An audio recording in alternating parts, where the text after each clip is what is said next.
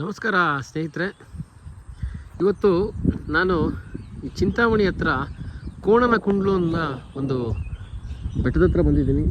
ಬೆಳಗ್ಗೆನೇ ಇದರ ಮೇಲ್ಗಡೆ ಎಲ್ಲ ಹತ್ತಿ ನಾವು ಟ್ರಕ್ ಮಾಡಿದ್ವಿ. ಟ್ರಕ್ ಮಾಡಿ ಸುಮಾರು ಒಂದು 2 ಕಿಲೋಮೀಟ್ರ್ ಆಗುತ್ತೆ. ಆ ಟ್ರಕ್ ಮಾಡಿ ಮೇಲ್ಗಡೆಯಿಂದ ಎಲ್ಲ ಹೋಗಿ ನೋಡ್ಕೊಂಡು ಬಂದಿದ್ದೀವಿ. ಮೇಲ್ಗಡೆ ನೋಡಿ ಇವಾಗ ದಾರಿ ಮಾಡಿದ್ದಾರೆ. ನಾವು ಈ ದಾರಿನಲ್ಲಿ ಹೋಗಿಲ್ಲ,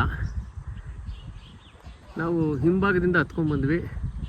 ಆ ಹಿಂಭಾಗದಿಂದ ಟ್ರಕ್ ಮಾಡಿಕೊಂಡು ಗುಡ್ಡ ಹತ್ಕೊಂಡು ಬರಬೇಕು. ತುಂಬ ಚೆನ್ನಾಗಿದೆ. ಆ ಒಂದು ಜರ್ನಿನೇ ತುಂಬ ಖುಷಿ ಕೊಡುತ್ತೆ. ಬಿಟ್ಟರೆ ಮೇಲ್ಗಡೆ ತುದಿನಲ್ಲಿ ಲಕ್ಷ್ಮೀ ದೇವಸ್ಥಾನ ಇದೆ. ಇವತ್ತು ಅವರು ಪುರೋಹಿತರು ರಜಾ ಇದ್ದರಿಂದ ನಾವು ಅಲ್ಲಿ ನೋಡೋಕ್ಕಾಗಲಿಲ್ಲ. ಈ ಕೆಳಗಡೆ ಇದು ನೋಡಿ ಲಕ್ಷ್ಮೀ ನರಸಿಂಹ ದೇವಸ್ಥಾನ ಅಂತ ಅಂದ್ಬಿಟ್ಟು, ಈ ಒಂದು ಲಕ್ಷ್ಮೀ ನರಸಿಂಹ ದೇವಸ್ಥಾನ ಮತ್ತು ಲಕ್ಷ್ಮೀ ಮೇಲ್ಗಡೆ ಇರೋಂಥ ಲಕ್ಷ್ಮೀ ದೇವಸ್ಥಾನ ಇವೆಲ್ಲನೂ ಚೋಳರ ಕಾಲದಲ್ಲಿ ಕಟ್ಟಿರೋಂಥ ದೇವಸ್ಥಾನಗಳು ಅಂತಿದೆ. ನಾನು ಇಲ್ಲಿ ಚಿಂತಾಮಣಿ ಈ ಕಡೆ ಎಲ್ಲ ಬಂದಾಗ ಇದೇ ಫಸ್ಟ್ ಟೈಮ್ ನೋಡಿ ಎಲ್ಲ ಕಡೆ ಕಮಲಗಳು ಅರಳಿ ನಿಂತಿದೆ. ಚಿಕ್ಕ ಚಿಕ್ಕದು ನೀರು ನಿಂತಿರೋ ಜಾಗಗಳು. ಇದು ನೋಡಿ ಸರೋವರ ಒಂದಿದೆ ಚಿಕ್ಕದು. ಇದರಲ್ಲಿ ನೋಡಿ ಎಷ್ಟು ಚೆನ್ನಾಗಿ ಕಮಲ ಅರಳಿ ನಿಂತಿದೆ. 2 ಥರ ಕಮಲಗಳನ್ನು ಕಾಣ್ತಾ ಇದ್ದೀವಿ ನೋಡಿ. ಒಂದು ಈ ಥರ ಡಿಸೈನ್ ಒಂದು, ಮತ್ತು ಇಲ್ಲಿ ಪಕ್ಕದಲ್ಲಿ ಇನ್ನೊಂದು ಸರೋವರ ಇದೆ. ಈ ಸರೋವರದಲ್ಲಿ ಕೂಡ ಕಮಲಗಳನ್ನು ನಾವು ನೋಡ್ಬೋದು. ಕಮಲಗಳನ್ನು ಎಲ್ಲ ರೀತಿ ವರ್ಣಿಸಿದ್ದಾರೆ ನಮ್ಮ ಕವಿಗಳು. ಕಣ್ಣು ಕಮಲ, ಮುಖ ಕಮಲ, ಪಾದ ಕಮಲ,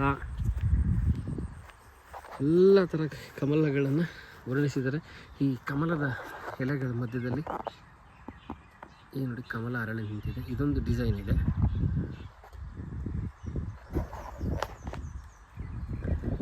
ಕನ್ನಡ ಕವಿಗಳಿಗೆ ಮತ್ತು ಸಂಸ್ಕೃತದ ಕವಿಗಳಿಗೂ ಸಹ ಇದು ಈ ಒಂದು ಕಮಲನ ವರ್ಣಿಸೋದೇ ಅವ್ರಿಗೆ ಒಂದು ಖುಷಿ. ಈ ಕೆರೆಗಳ ಅಥವಾ ಸರೋವರಗಳ ದಡದಲ್ಲಿ ಬಂದು ಅವರು ಕೂತ್ಕೊಂಡು ಆಸ್ವಾದನೆ ಮಾಡಿ ಕಾವ್ಯಗಳ ರೀತಿ ನೀತಿಗೆ ಹೋಲಿಕೆ ಮಾಡಿ ಅದನ್ನೆಲ್ಲನೂ ತಮ್ಮ ಕಾವ್ಯಗಳಲ್ಲಿ ವರ್ಣಿಸ್ತಾ ಇದ್ರು ಹಿಂದೆ.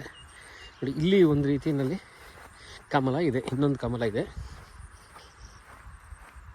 ಅದು ಬೆಳ್ಳಗಿದೆ. ಇದು ನೋಡಿ, ಇದು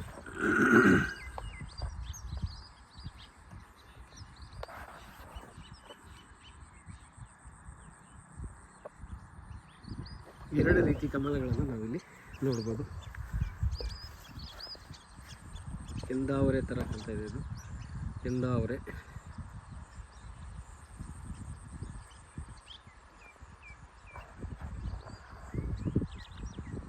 ಪಕ್ಷಿಗಳು ಸಹ ಇದ್ದಾವೆ ಇಲ್ಲಿ.